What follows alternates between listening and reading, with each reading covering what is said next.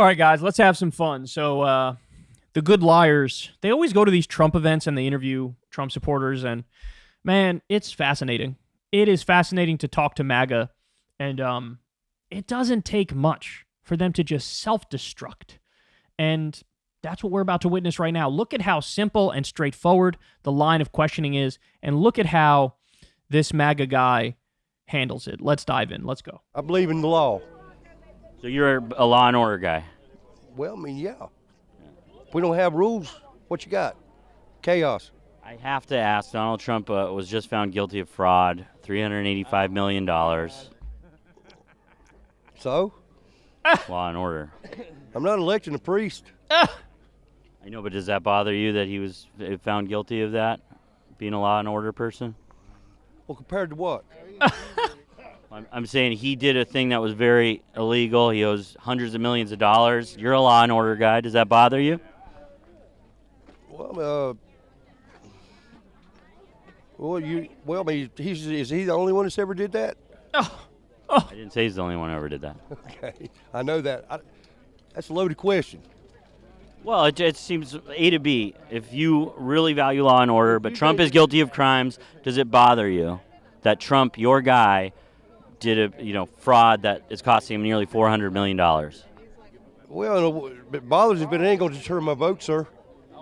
I still vote for him. If he had 21 million felonies, I'm voting for him.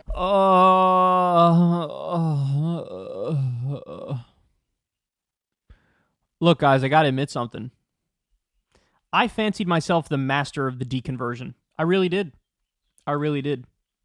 And I have plenty of, let's call them testimonials of people who came up to me at Politicon and the meet and greet or whatever, and they would tell me, like, yeah, man, you took me. I was watching Steven Crowder. I was watching Nick Fuentes, or I was watching Ben Shapiro when you took me and you changed my mind and this and that, and it's so much better off as a result.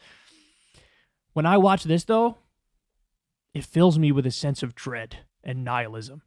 Because it's like, how do you change that guy's mind, bro? How do you change this man's mind? And, of course, it comes back to my theory of TFG, the too far gones. And they exist. They've always existed. But the question is, it's a numbers game. How many of them are TFGs? How many of our fellow Americans that, don't even bother, bro? It ain't going to work. I used to be a little more conservative on that number. Now, I don't know, maybe it's more than I originally thought. Because for you to self-destruct this, obviously, in front of the camera, for you to not recognize the contradiction or struggle with it so openly and end up face-planting at the end, I'm a law and order guy. But by the way, if Trump had 21 million felonies, I'm still voting for him. I guess you're not much of a law and order guy then, now are you?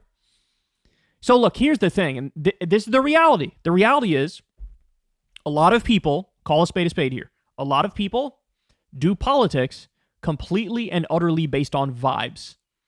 That is the main factor. It's the energy. It's the emotions. It's the vibes. Sometimes, you know this in your personal life. You meet somebody and you're just like, this person rubs me the wrong way. You know it instantly. Yeah, this person, we don't really get along. And there's the opposite. Hey, man, me and this person, we just click. We always have. I think of me and Corin, right?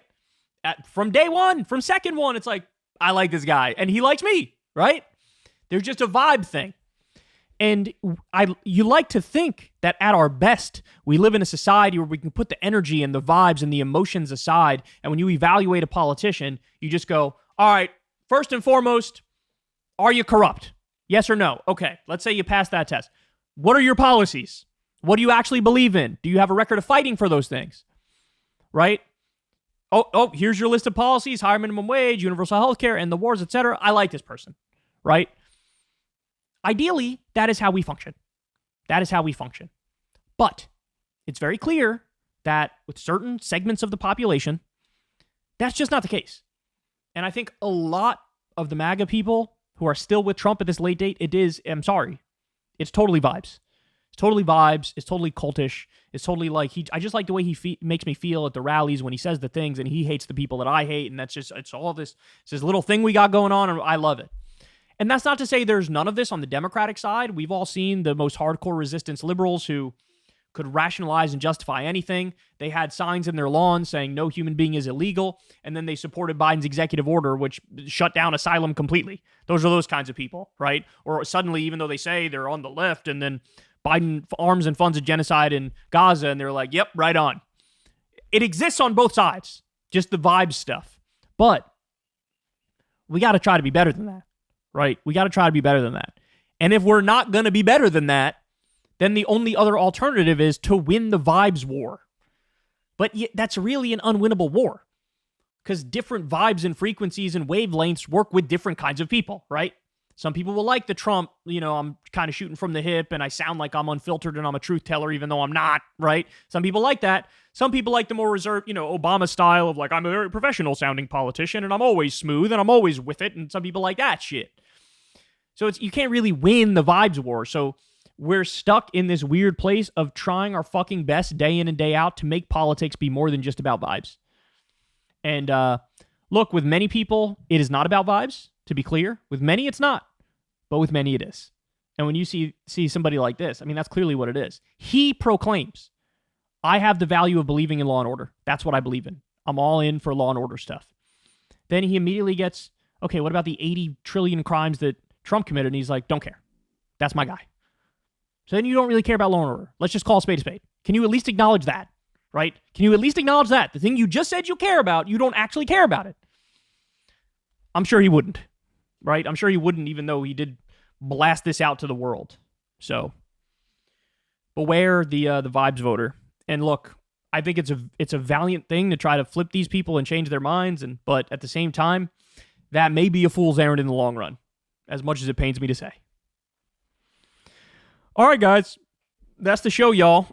I love you very much. Everybody do me a big favor. Please subscribe to the channel. That helps out big time. You can click that bell icon so you get a notification every time a video drops.